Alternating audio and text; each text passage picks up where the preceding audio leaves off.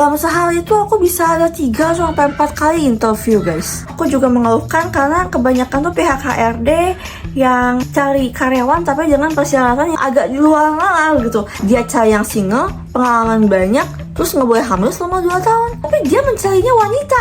Aneh nggak sih gitu? Aneh kan? Hai guys, welcome back to my channel. Prasial dari makasih banget buat kalian udah klik video ini. Oke guys, jadi hari ini aku bakalan bikin video updating live. Yeay! Karena ya guys, aku tuh terakhir update konten di YouTube sekitar 2 bulan yang lalu, apa 3 bulan yang lalu, pokoknya sekitar segitu.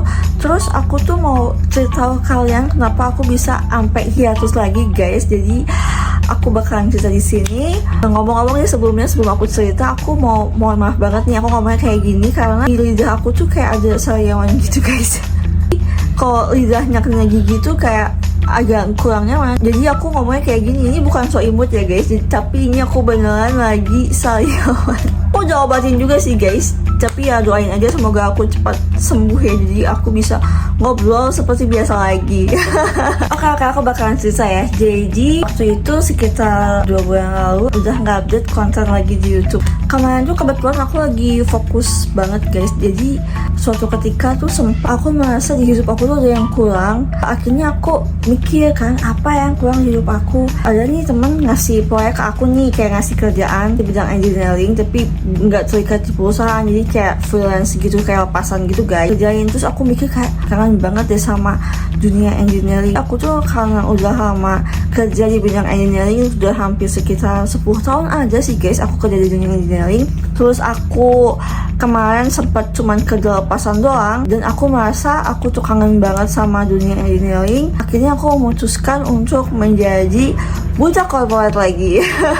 Jadi kerja dari jam 8 sampai jam 5 gitu guys. Sebenarnya kemarin tuh aku sempat mikir kayak udah deh gue gak mau jadi buta corporate lagi, aku mau lepasan aja di engineeringnya. Cuman aku yang udah terbiasa bangun subuh, terus aku mandi, siap-siap segala macem, mempersiapkan untuk aku ke kantor. Jam 7 aku biasa berangkat masuk kantor, masuk jam 8, terus kerja sampai jam 5. Setelahnya aku langsung edit video, bikin video terus segala macem gitu. Terus atau enggak aku ajak les untuk nge-upgrade skill aku. Kemarin karena aku belum kerja lagi jadi budak corporate, aku ngerasa kayak ada yang kurang di hidup aku guys, terutama di bidang engineering ya. Kayak sempet aku tuh buka-buka LinkedIn, aku aktifin LinkedIn lagi, terus aku scroll mencari loker-loker di situ. Aku lihat syarat-syaratnya nih, kayak di tahun 2024 ini tuh apa sih yang HRD cari gitu. Untuk masuk perusahaan tuh persyaratannya tuh apa gitu. Aku tuh lihat-lihat kayak aku perlu bahasa Inggris, terus aku perlu psikotes apa segala macam. Jadi kayak karena aku merasa waktu itu bahasa Inggris aku masih banyak belajar, akhirnya aku mutusin setelah aku update konten terakhir di YouTube itu,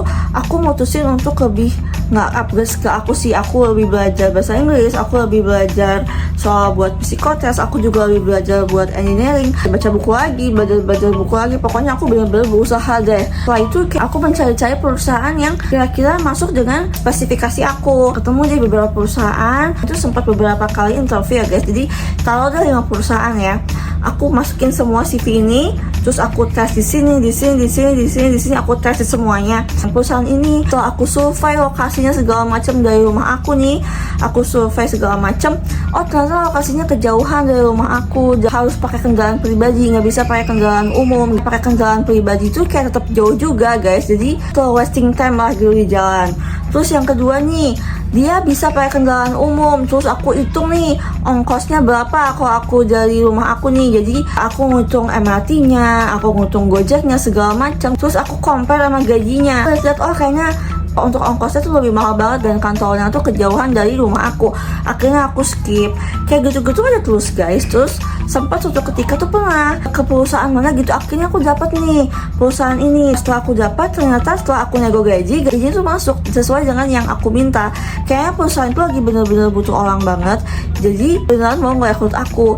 Tapi setelah nego gaji, pihak dari perusahaannya bilang gini, setelah masuk sini job desk kamu saya tambah, kamu ngerjain tender, kamu ngerjain uangan apa segala macam. Tapi memang gajinya tuh sesuai dengan yang aku minta gitu loh guys. Aku mikir kayak, wah yang awalnya job desk aku misalnya segini, gara-gara aku nego gaji yang aku aku cuma minta nambah 1 juta sih guys. Terus akhirnya kerjaan aku ditambah jadi segini guys, jadi banyak banget, tanggung jawab aku semakin banyak.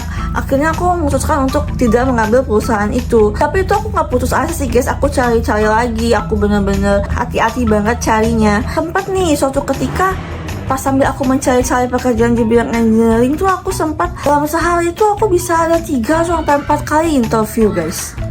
Banyak banget emang sebanyak itu. Dan jujur karena aku udah pengalaman dan menurut aku pengalaman aku nih udah cukup banyak, jadinya kayak perusahaan-perusahaan tuh agak kerepotan untuk menggaji aku. Karena aku nggak mau downgrade, dari gaji terakhir aku. Meskipun berkurangnya cuma 500.000 atau 1 juta sekalipun, aku tuh nggak mau downgrade karena emang kebutuhan aku udah pas gitu loh guys. Jadi kalau misalnya aku downgrade gitu, ntar takutnya aku menyesuaikan gajinya lagi tuh susah, dan aku takutnya aku kerjanya tuh jadi nggak enak gitu, jadi nggak nyaman, jadi nggak kondusif gitu loh guys. Akhirnya kayak aku benar-benar bersabar sampai diterima di perusahaan yang emang benar-benar sesuai dengan apa yang aku harapkan. Dan waktu itu aku benar-benar nggak putus asa sama sekali. Aku benar-benar ngerahin semua sama yang di atas, dan aku manifesting banget guys. Aku percaya kalau misalnya aku bakalan dapat perusahaan yang terbaik, yang mau terima aku, dan yang gajinya juga sesuai dengan yang aku minta. Setelah lumayan aku mencari suatu ketika ada nih di perusahaan yang aku sekarang ini guys. Di perusahaan yang aku sekarang ini, aku di chat gitu sama salah satu pihak HRD-nya, aku chatan segala macam. Awalnya aku di interview dulu nih sama dia, setelah itu menurut dia aku lolos. Terus minggu depannya aku dites secara teknis sama bagian engineeringnya beserta HRD-nya juga. Jadi waktu itu kalau nggak salah ngobrol secara online ya guys, by the way.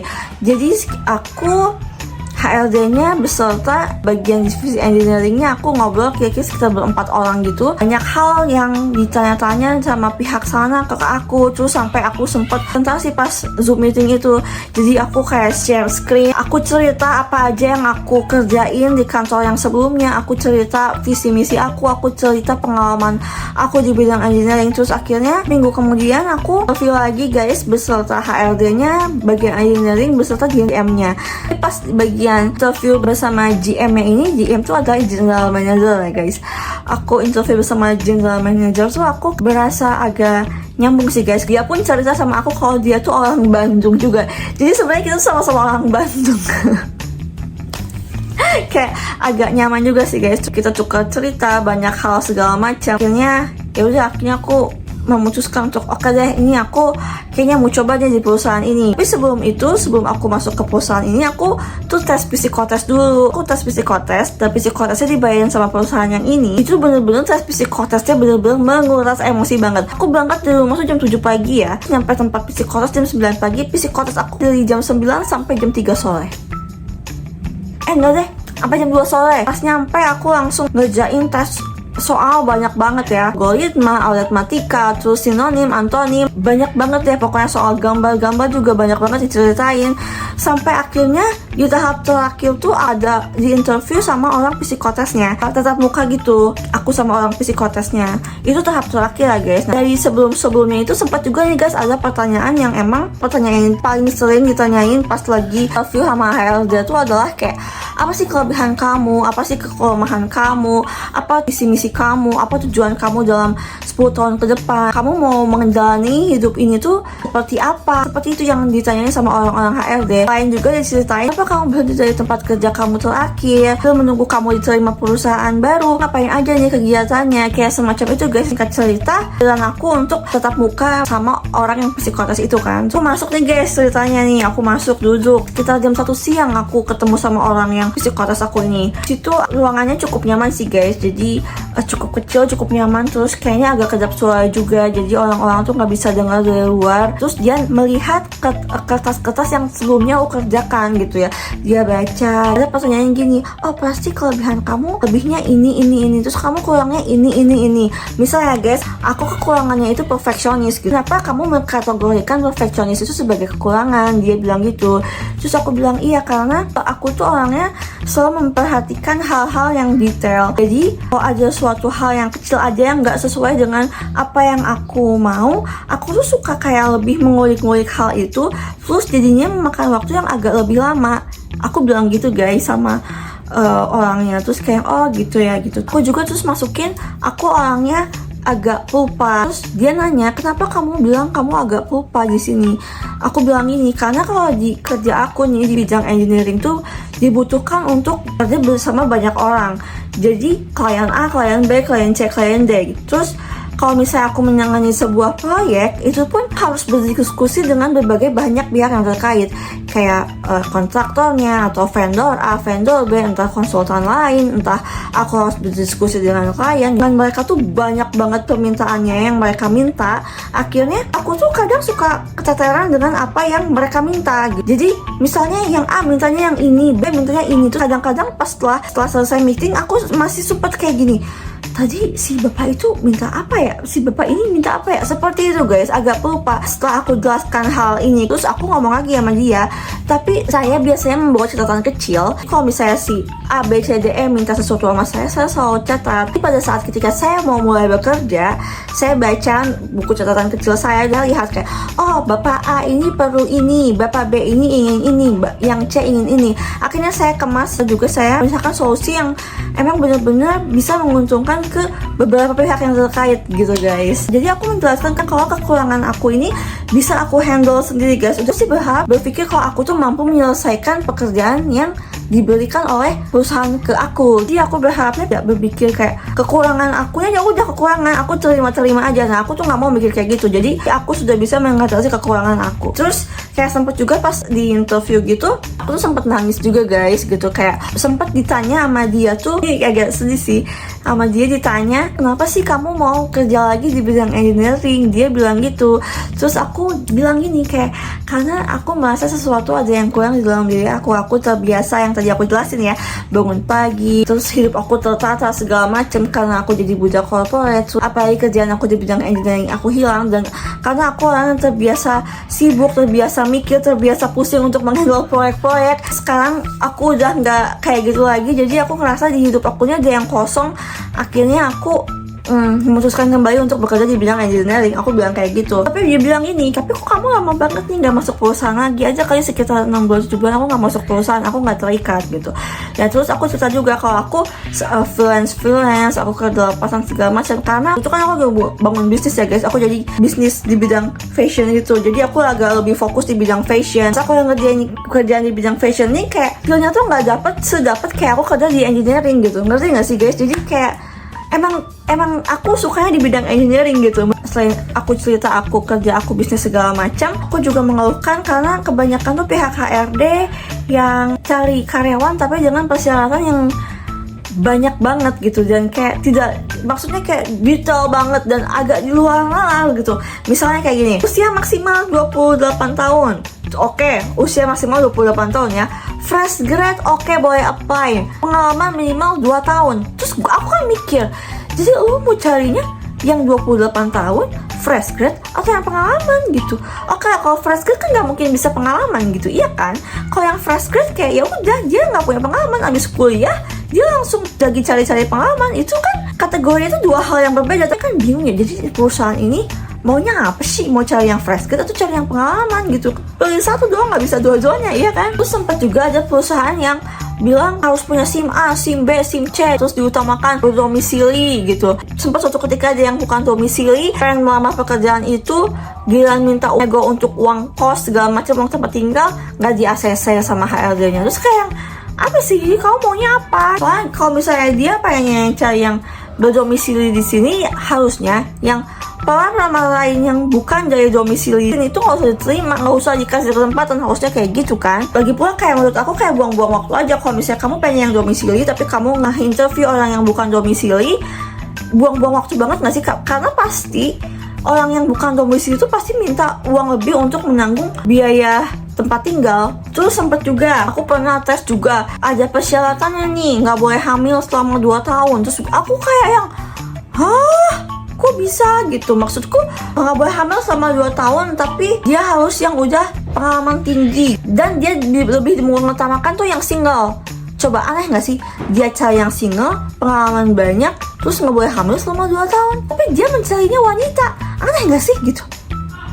Aneh kan? setelah dapat syarat itu aku nggak ngambil di perusahaan ini. Aku ngomong ke ibunya kayak, Bu maaf saya tidak bisa melanjutkan interview di perusahaan ibu karena tidak sesuai dengan prinsip saya. Oke guys, aku balik lagi ya ke cerita yang pas bagian aku interview sama ibu psikotes yang ini. Pas aku cerita banyak hal gitu sampai aku menangis-nangis gitu kan guys, ibu psikotes itu kayak lebih mengerti gitu, kayak oh iya sih emang ADHD di Indonesia tuh banyak banget spek-speknya gitu, harus menguasai elemen angin, air, udara, apa tolong kayak banyak banget gitu yang harus dikuasai. Tapi setelah kita menguasai terus nego gaji, ternyata gajinya kecil, gajinya tuh fresh grade, kan aneh gitu, di luar normal banget. Lo banyak maunya tapi lo pengen gaji kecil, kan kayak coba deh pikir baik-baik gitu. Nah terus akhirnya aku bilang sama si ibu ini, semoga perusahaan yang akan aku masukin nantinya tidak seperti itu. Aku bilang gitu. So, aku sampai kayak menangis banget guys di situ karena aku merasa quarter life crisis guys. Dan alhamdulillahnya waktu itu si ibu-ibu yang ngerti, sampai kayak sabar ya sampai ngelus-ngelus aku. Terus kayak aku sampai aku dikasih minum guys sama ibu-ibu itu. Baik banget sih, masya Allah. Setelah pulang aku kayak banyak mikir gitu, aduh kenapa sih harus nangis segala pasti gitu-gitu. Cuman aku ngeliat sih karena si ibu-ibu psikotes ini tuh enak banget untuk diajak ngobrol segala macam, jadi aku lebih terbuka guys sama dia. Setelah itu seminggu kemudian kantor yang aku sekarang ini tuh ngasih salary ke aku, ngasih penawaran ke aku. Aku lihat kayak oh segini, alhamdulillah. Terus akhirnya aku minta nego gaji. Setelah gitu sudah selesai. Setelah nego gaji kayak banyak banget sih, perjuangannya tuh bener-bener banyak banget. Terus akhirnya yeay, selamat, Prasiel diperhatiin menjadi budak korporat lagi.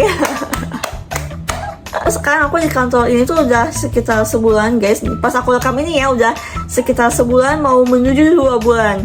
Terus sebelum aku masuk kantor ini tuh papa aku tuh sempat datang gitu guys ke Jakarta, menemui aku, cerita, ngobrol-ngobrol segala macam, kita sharing, tukar pendapat, tukar pikiran. Aku dan papa aku sempat mengunjungi ke kantor aku sekarang, sempat survei jalannya nanti gimana segala macam. Aku ngerasa papa aku tuh kayak bangga lagi gitu loh guys sama aku, karena aku memutuskan untuk bekerja di kantor ini. Setelah itu aku benar-benar kantor ini tuh menyesuaikan diri guys, karena aku yang bukan budak korporat, aku istirahat lama banget pas sebelum masuk kantor ini. Terus tiba-tiba aku jadi budak korporat lagi.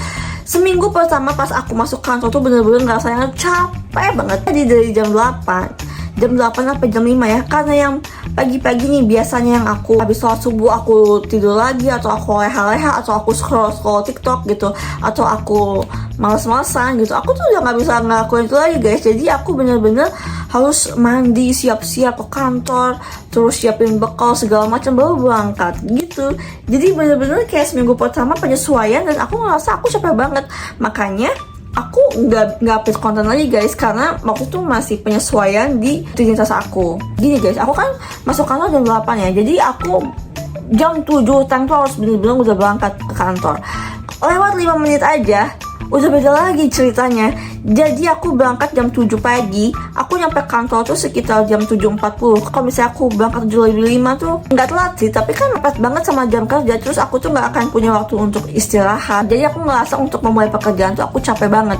Akhirnya aku memutuskan setiap hari harus banget berangkat jam 7 dan nyampe jam 7.40. Terus di kantor aku bisa duduk-duduk dulu, aku bisa minum dulu, aku bisa kayak bener-bener istirahat dulu, aku bisa benerin makeup aku dulu kayak gitu guys. Aku tuh sempat waktu itu aku berdoa kayak Allah, aku berdoa di kantor yang baru ini semoga nanti depan gedung aku berharap tuh pokoknya yang ada masjidnya, yang juga yang bikin aku bisa lebih beribadah gitu guys.